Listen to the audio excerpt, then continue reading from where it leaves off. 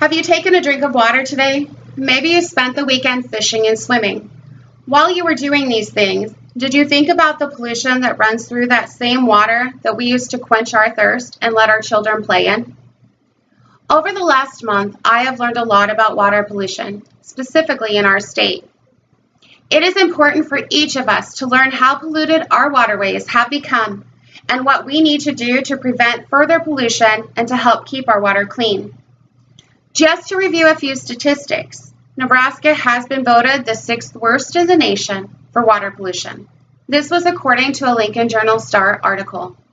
This statistic alone is hard to comprehend, considering not only do we drink this water daily, but also because Nebraska relies on water resources for its continued success of agricultural economy.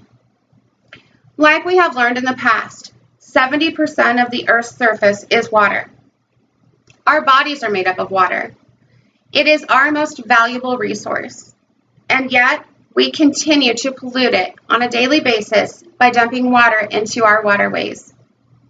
According to the United Nations, 70% of industrial waste is dumped into the waterways of developing countries.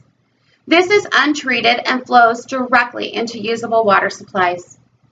In our own communities here in Nebraska, our water is being polluted by factories, slaughterhouses, farming corporations, packing plants, and even by us in our own homes.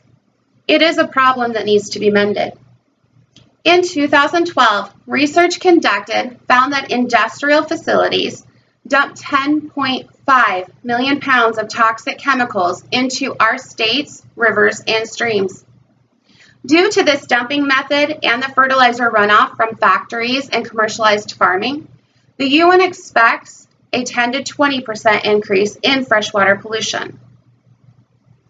The Lincoln Journal-Star released an article in 2012 stating that the Lower Platte River, which is the main source of drinking water for Lincoln and Omaha, ranked 5th in the nation for having the highest amounts of total toxic discharges, with almost 4 million pounds of discharge in that year alone. It is not just our rivers and lakes that are taking a toll on pollution, but also the Ogallala Aquifer, which is our main underground water supply. The aquifer is not just beneficial to us here in Nebraska, but also to the 7 other states that it runs through. Those include South Dakota, Colorado, Wyoming, Kansas, Oklahoma, Texas, and New Mexico. And due to over-irrigation and the toxins that are being introduced into the aquifer, it is not only facing pollution, but also depletion.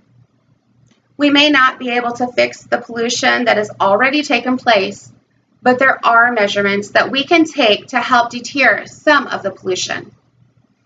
According to the NRDC, these are a few steps that we can take action on.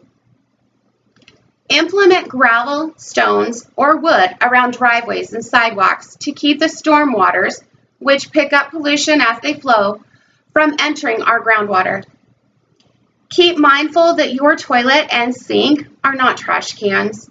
When you flush things like baby wipes, old pill prescriptions, and other non-degradable products, they end up littering the beaches and the waters. And when you dump paint, chemicals, cleaners, and other household products down your sink, you're dumping toxic ingredients that end up in our water supply. Don't be afraid to take action and get involved. Contact a Clean Water Network or a Waterkeeper Alliance to help make a difference. These smaller companies work with larger companies like the NRDC and the U.S. Environmental Agency to force industries to follow the rules. However you choose to make a difference, know that change is possible and we can keep the pollution in our waters from becoming irreversible. As I conclude, hopefully I have made you aware of the overwhelming concerns that we have with our water in Nebraska.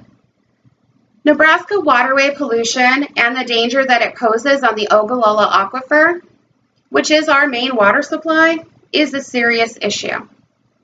It is up to us to take necessary steps to prevent water pollution, not only for today or tomorrow, but for our future generations. Thank you.